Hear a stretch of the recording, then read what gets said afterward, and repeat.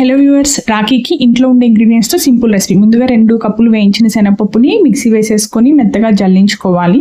అరకప్పు నెయ్యి కరగపెట్టుకోండి ప్యాన్లో. మళ్ళీ కప్పున్నర బెల్లాన్ని కరగపెట్టుకోండి. తరిగిన డ్రై ఫ్రూట్స్ అన్నింటినీ నెయ్యిలో వేసేసి వేయించుకోండి. బెల్లంలోకి 1/2 టీ స్పూన్ యాలకుల పొడి వేసుకోండి.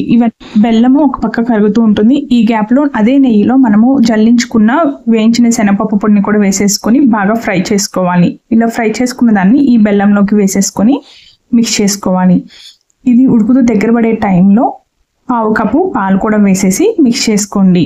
నెయ్యి ఇంకొక 1/2 కప్పు మధ్య మధ్యలో ఫ్రీక్వెంట్గా యాడ్ చేస్తూ ఉండండి. ఇది దగ్గర పడిన తర్వాత స్టవ్ ఆఫ్ చేసుకోండి. వేయించుకున్న డ్రై ఫ్రూట్స్ అన్నింటిని కూడా వేసేసుకొని మీకు నచ్చిన షేప్లో స్వీట్ని రెడీ చేసుకోండి.